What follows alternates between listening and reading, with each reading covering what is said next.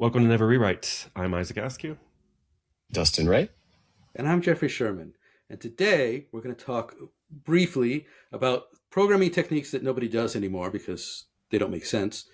And so I'm going to explain bit masking, which is a thing that was on its way out when I started my career, and which Isaac and Dustin, being slightly younger than me, have never even heard of because it's a crazy thing that people don't do anymore. So, briefly, a bit mask is the idea of packing multiple flags inside a byte. So if you have a bit, right, you've got a boolean, it's a true false value, and you can have all the booleans you want. But back in the day, when memory was expensive, you'd like, oh, well, instead of using one boolean for one value, I'm going to use one byte, and I'm going to have 8 booleans in it because I've got all these bits. And so this was a thing. And you would have to shift the value, the bits in and out, and you would get these masks, which would be numbers that would zero out all the bits that you didn't care about. So you could see, is this one bit, is it on or not? And nobody does it anymore because, dear God, my friends, if the cognitive load of thinking about bits and bit masks is higher than the cost of ever running an inefficient piece of software. And yet, I have still seen people bit masking even into 2020 in cases that there are, so, if you're doing race car type software, it makes sense. But if you're not even doing race car type software where being the fastest matters, people are still like, oh, well, this is more efficient. I'm going to pack these bits in. And do you know what you said? If somebody came to you and was like, all right, I've got this thing. It's super efficient. I've got all these I've got, it's Java and ints are 4 bytes, and I have 64 flags packed into this one data field because I'm saving space in the database. I feel like you'd have a strong opinion on that. Well, so we're talking about like an integer like 100,100, and that would be a true, false, false, true, false, false, essentially. Yeah. And we're just storing.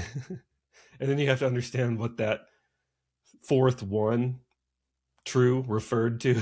Yes. Right? Yes, yeah, that's exactly what we're talking about. That sounds pretty annoying. I think in today's era, if you're still doing that, you must be really starved for hardware. Like if Right. I don't imagine if you're building a fancy race car and you're trying to store some kind of optimized data somewhere on a flag like that. Why would you be that starved for hardware if you're spending it on an expensive race car anyway? Well, the expensive race car was a metaphor. The people who still do this are high frequency traders where the fastest software wins, and bit masks are faster and more space efficient than other things. Like for one example, you could read a byte and you would get all 8 flags versus reading all 8 bits independently. So it's a more efficient way of packing the data in, and because because bit shifting is like an assembly level instruction, it's faster. So if you're in a rare case like, hey, I'm trading stocks and I'm doing it high frequency, so it matters that I'm fastest, then it makes sense to still do this thing. But like back when I started, database disk was still very expensive, and it would make sense if you've got a million rows, and by using a bit mask, you could save 100 megabytes of your database disk. That was a useful thing to do. But today, I see your point. I mean, the way you set it up is kind of interesting because it's like you're still saying it depends. It still could be a useful thing to do if the thing that you care about is being the fastest in the world. yes, then sure, fair enough. But in every other case, I can't imagine, like you were talking about, the overhead of trying to remember which. Oh, we don't even know how large this int is. So I'll just give an example of a 6-digit one, but remembering which goes to which, in modern software, that does not need to work that fast, or we want it to work fast, but we don't care that it's like 1/100th of a millisecond faster than competition or something like that.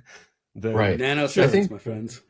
What I'm hearing is that efficiency for the sake of efficiency is not inherently good, right? Like Yeah. it's not really truly efficient if what you're optimizing for is storage. When back in the day storage was very expensive, then it makes sense. But in today's times, we're not, that's not what we're optimizing for. We're more optimizing for like engineering time. But so I think what you're saying is there are cases where if you know you need it, then it is valuable. But efficiency for the sake of efficiency is not inherently valuable. Yeah, I imagine my client would love to log in quickly to their website, but it doesn't need to be so quick that I should rewrite the backend login in assembly, right? Right. Yes. Right. So Right. The marginal gain. Right. I'm totally game for that. So any other antiquated ideologies, or at least it depends antiquated ideologies? Well, I thought we could do a whole series of these where we can talk very briefly about one antiquated thing that people don't do anymore, like bit masking. Yeah, So, I definitely have one for next time that we can do. That's great. I like that idea. And it's short like this. Yeah. all right. Well, thank you all for listening. I'm Jeffrey Sherman.